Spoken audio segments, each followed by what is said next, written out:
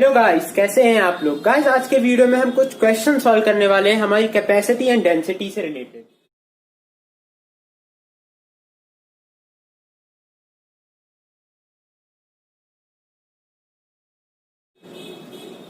तो पहला क्वेश्चन हमारा कहता है कि V इक्वल्स टू 65 माइनस 0.65 के 0.65 के हमको ये रिलेशन दे रखा है और हमको कैपेसिटी Q पूछी गई है।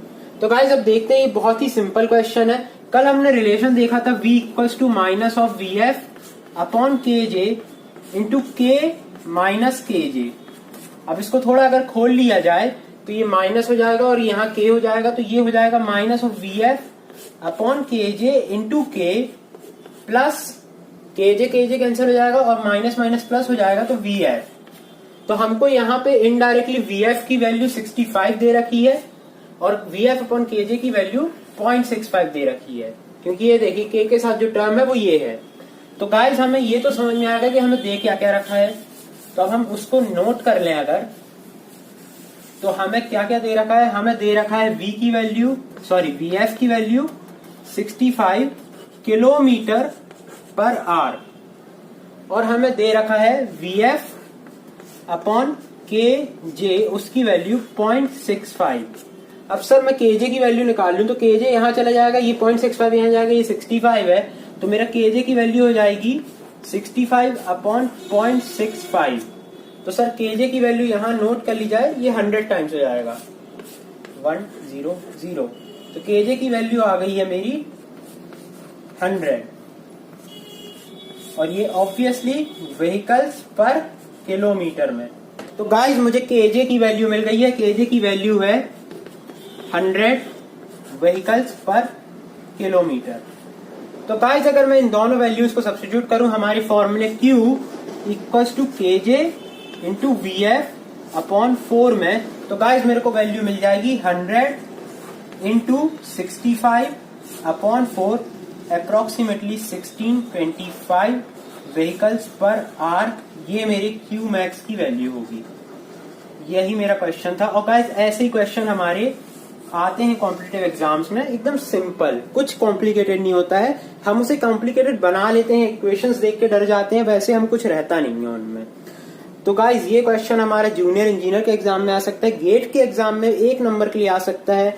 ये क्वेश्चन हमारा IES के प्रीलिम्स एग्जाम में आ सकता है, या फिर अपने कॉलेज के एग्जाम में भी एक छोटे से न्यूमेरिकल के फॉर्म में ये आ सकता है।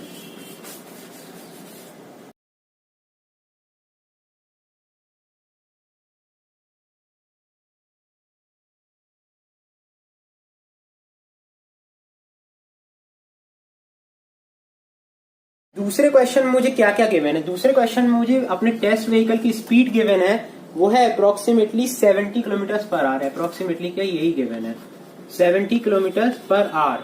और हमसे बोला है कि जब हमारी गाड़ी विद द स्ट्रीम जा रही थी तो हमने जितनी गाड़ियों को ओवरटेक किया और जितनी गाड़ी ने हमें ओवरटेक किया उनका डिफरेंस था 21।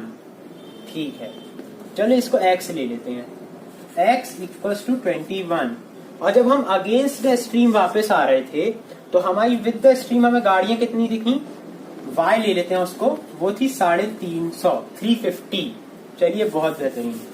अब गाइस, हमको एक और चीज दी है कि हमारा जो सिंगल स्ट्रेच था, मतलब इस डायरेक्शन में ऐसे जाना और ऐसे जाना, ये दोनों ही 8 किलोमीटर के थे।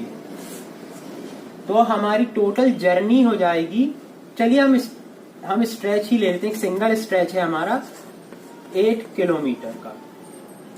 और हमसे पूछा गया है कि हमारा जो ट्रैफिक कैपेसिटी है रोड की वो कितनी है।